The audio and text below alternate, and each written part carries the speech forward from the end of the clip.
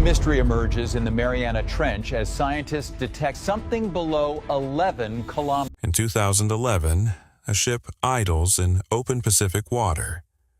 No land for hundreds of kilometers in any direction. Just a flat horizon and the low hum of a winch feeding cable over the side. A camera rig is on the other end of that cable, and it has been sinking for more than an hour. It's still not at the bottom. Down where it's headed, sunlight is not a memory. It never arrived in the first place. The temperature sits a few degrees above freezing. The pressure would fold a submarine hull like paper. Every assumption on that ship says the camera is about to film mud, and nothing else. That's the whole point of sending it down, to confirm, once and for all, that this is the one place on the planet too hostile for life to bother showing up. The footage comes back. Something is moving in it. That single frame is the reason people are still mounting expeditions to the bottom of the ocean more than a decade later. What they've found down there reads like a list somebody made up on a dare. A fish that would fall apart at the surface but thrives at pressures that would crush steel. Shrimp the length of your forearm, armored in metal they built themselves. A single cell you could hold in your palm. A glowing animal that swam past a camera once and has never been identified since. And ecosystems, full, working, self-sufficient ecosystems, running on chemistry instead of sunlight. In a place sunlight has never once touched. Not for the entire multi-billion-year history of this planet. Meanwhile, we point billion-dollar telescopes at other solar systems, hunting for the faintest signature that something, anything, might be alive out there. There's an answer to that hunt sitting at the bottom of our own ocean. We've barely looked at it. This is the Mariana Trench, and once you see what's actually down there, you'll understand why some of the scientists who study it find it stranger than anything we're likely to find in space. Start with the shape of the thing, because the numbers don't mean much until you can picture them. The Mariana Trench runs through the western Pacific, not far from Guam, and it isn't a pit or a hole. It's a long crescent gouge in the ocean floor, stretching about 2,550 kilometers, roughly the distance from New York to Los Angeles. Seen from above, it curves like a wound that never fully closed, because in a sense it hasn't. Its lowest point has a name, the Challenger Deep.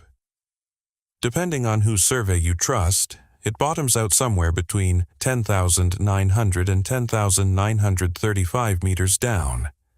Scientists still argue over the last few dozen meters, which tells you something about how hard this place is to measure at all. The name comes from HMS Challenger, the Royal Navy ship that surveyed the world's oceans between 1872 and 1876 and first sounded these depths, using nothing more sophisticated than weighted rope paid out by hand over the rail. Nobody on that crew had any idea what they'd stumbled onto. Here's a way to actually feel that depth instead of just hearing the number. Take Mount Everest, all 8,849 meters of it, and drop it into the Challenger Deep. The summit disappears more than 2 kilometers under the surface. You could balance a second mountain on top of the first and it still wouldn't break the waterline.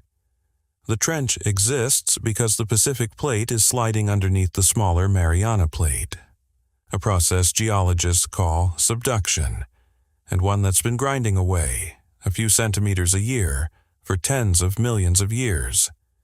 It's not a static feature, it's an open wound that geology keeps reopening. Now think about what all of that means for anything trying to survive down there.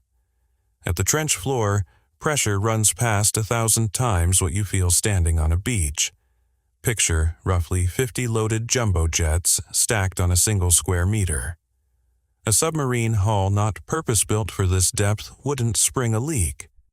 It would collapse instantly, all at once, the way an empty can folds under a boot. The water hovers just above freezing. And the dark isn't dim, it's total. Sunlight gives out around 1,000 meters down on a clear day. The Challenger Deep sits nearly 11 times past that limit. Even the faint glow of bioluminescent creatures, which lights up the twilight zone of the mid-ocean, has vanished entirely by the time you reach bottom. Every instinct says nothing should live there. For most of human history, that's exactly what we believed. It turned out to be one of biology's biggest wrong guesses. The animal that broke that assumption doesn't look like a survivor. It's called the Mariana snailfish, Pseudoliparis swirei, and it was formally identified in 2017 by a joint research team from Newcastle University in the UK and the University of Washington, built on years of specimens hauled up from the trench. Picture something almost disappointingly ordinary. A soft, semi-translucent body, no armored scales, small dark eyes. It looks like it belongs in a tide pool, not at the base of the deepest trench on Earth. It hunts in loose groups near the seafloor, picking off shrimp and other small invertebrates.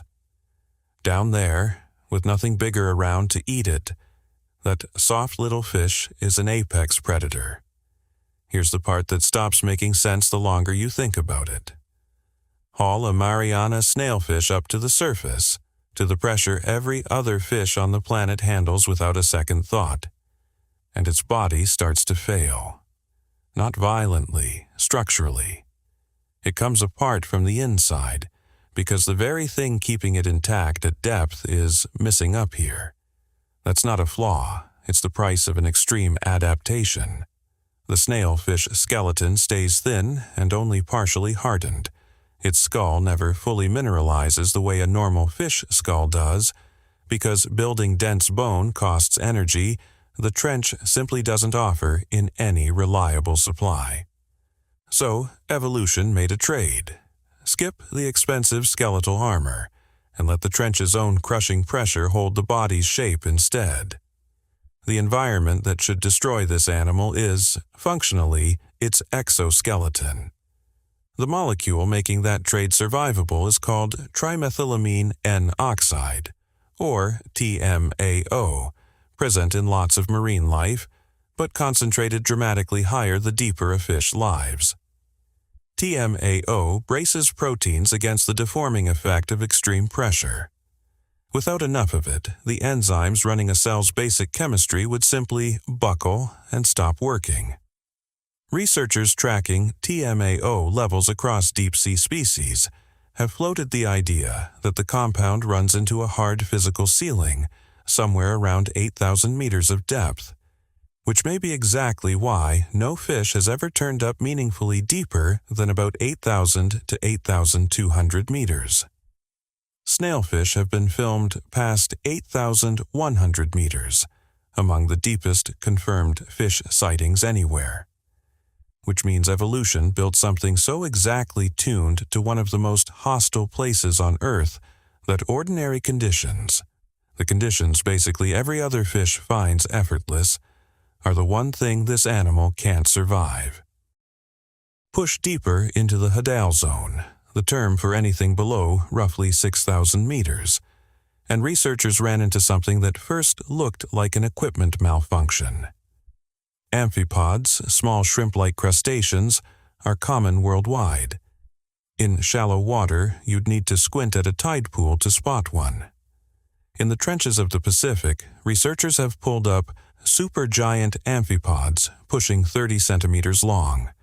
The same basic body plan as the millimeter scale version, scaled up roughly 100-fold. Biologists have a term for this: deep-sea gigantism. The likely drivers are a mix: cold water slowing metabolism and stretching out growth and lifespan, more dissolved oxygen at depth, fewer predators and competitors to keep size in check.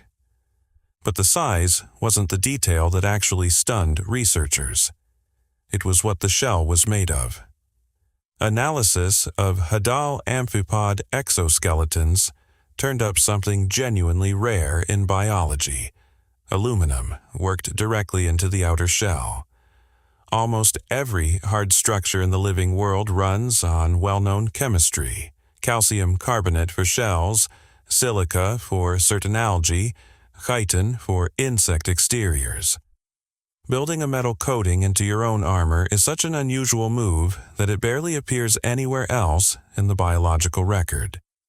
The working theory is that these amphipods pull trace aluminum out of the trench's sediment and bind it chemically onto their shells, forming a protective outer layer, because deep trench water is naturally corrosive to calcium-based shells, slowly eating away exposed carbonate over time.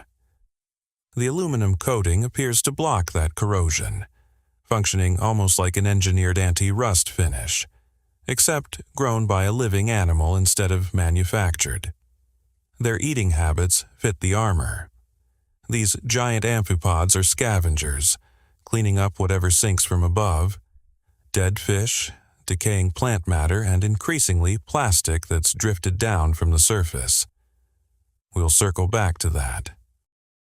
By definition, single cells are invisible to the naked eye. That's practically part of what the term means. The Mariana Trench doesn't obey that rule. During the same 2011 expedition that opened this story, led by researchers from Scripps Institution of Oceanography, cameras crawling over the seafloor caught pale, delicate structures resting in the sediment, some over 10 centimeters across, roughly fist-sized. These are xenophyophores, and the strange part isn't really their size, remarkable as it is. It's what they technically are: one single cell, not a colony, not a tiny multicellular animal, one continuous cell, containing many nuclei, sometimes hundreds of them, all inside the same unbroken structure. Biologists call that arrangement syncytial. This one cell handles feeding, reproduction, and shell building without any of the division of labor that multicellular animals depend on. To build a shell, a xenophyophore gathers loose mineral grains from the surrounding mud and cements them together into something that can look like a small sponge or a fragment of coral. Under a submersible's lights, a patch of them looks almost like a garden growing on the ocean floor, pale, intricate, and entirely composed of individual living cells doing the work an entire organism would normally split among specialized tissues. The leading explanation for the extreme size is scarcity itself. In a place where food arrives unpredictably and rarely, a bigger body means more surface area to intercept whatever happens to drift by. The trench's harshness may not be something these cells survive despite their size. Their size might be the very thing that lets them survive it. During a Noe Okeanos explorer expedition near a feature called the Enigma Seamount, close to the trench, cameras running at roughly 3,700 meters caught something drifting through frame that stumped every researcher watching the live feed. A bell-shaped body. Long trailing tentacles arranged in two separate tiers, some stretched out sideways, others hanging straight down. Unlike jellyfish that actively pulse and swim in search of prey, this thing hung almost motionless. An ambush hunter, waiting in the dark for something smaller to drift into range. As the camera held steady, sections of the animal seemed to glow faintly from within. Bioluminescence, not unusual on its own for deep-sea life, but it didn't settle anything. Some scientists on the call thought it might belong to Crossota, a genus of Hydromedusae, jellyfish-like animals technically outside the true jellyfish class. Others weren't sure they were looking at anything on record at all. Nobody has resolved it since. No confirmed species name, no settled entry in a taxonomic database. Just footage. Stop on that for a second.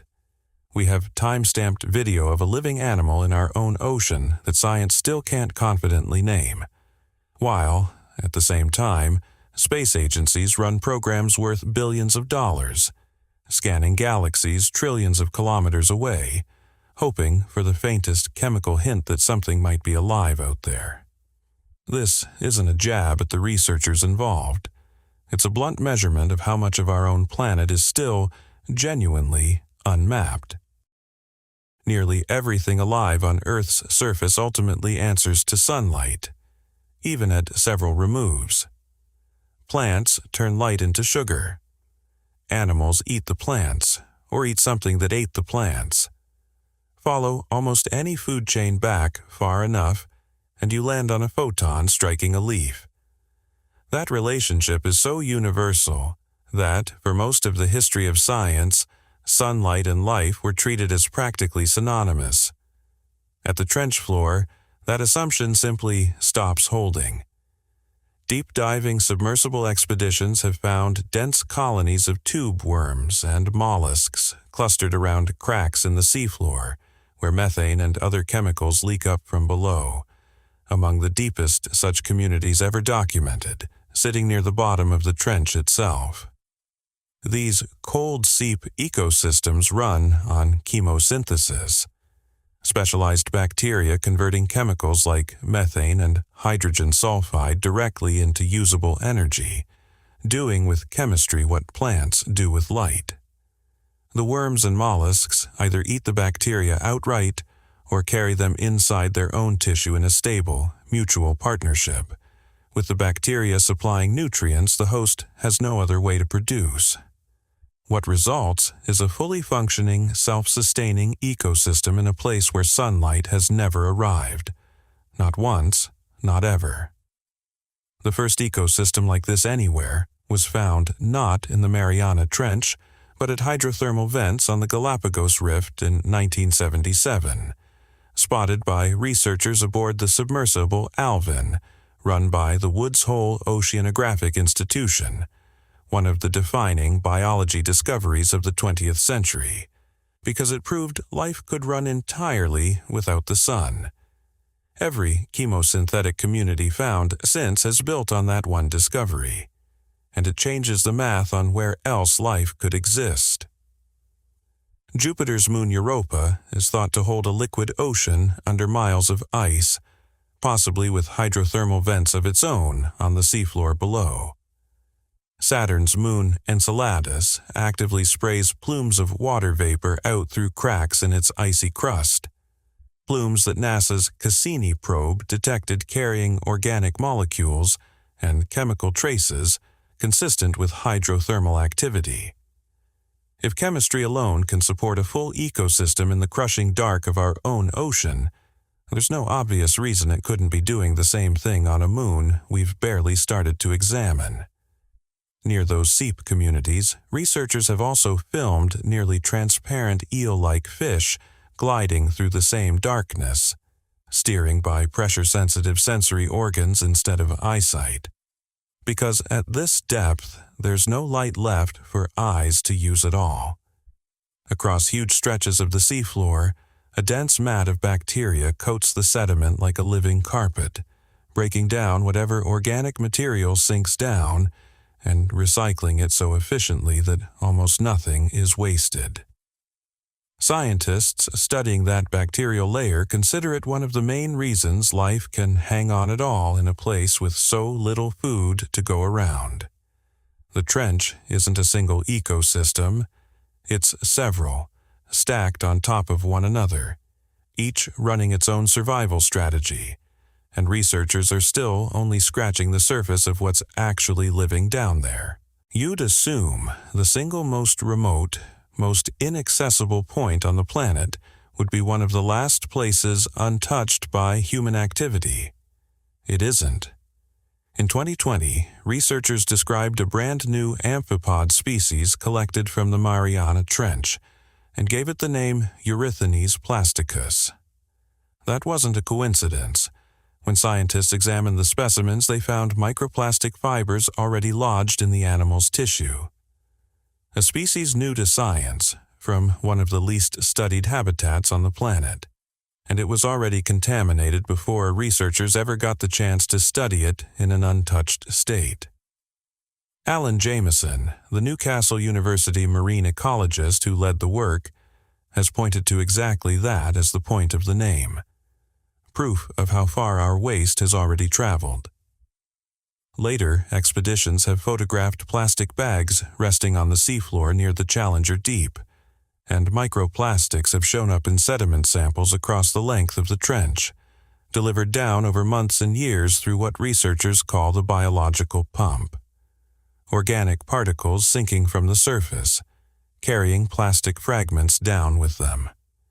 Our trash reached the deepest point on Earth before most of our researchers did, and yet the deeper people look, the more life keeps turning up. Genetic surveys of trench sediment have identified thousands of microbial species that had never been recorded before. Entire lineages of life pulled out of mud most people assumed was essentially sterile.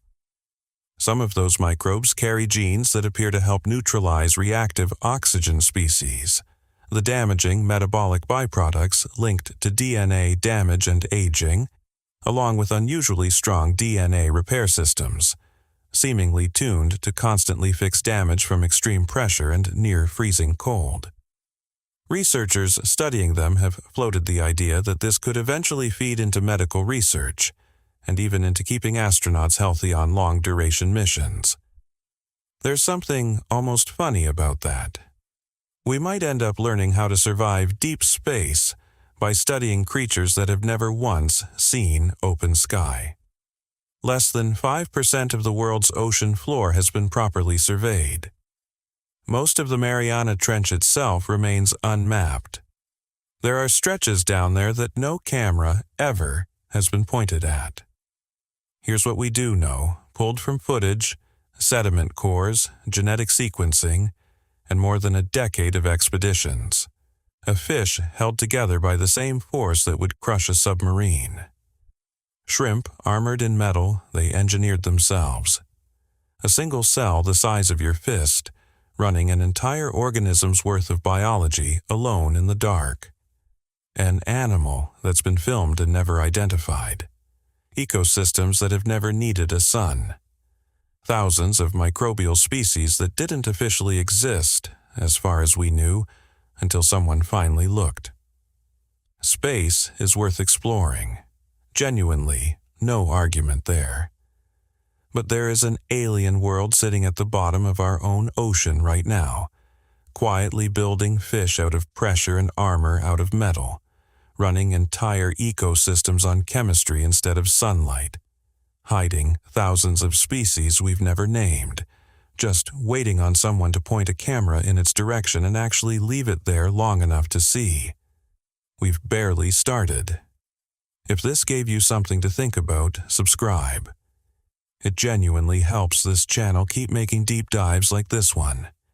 Thanks for watching. See you in the next.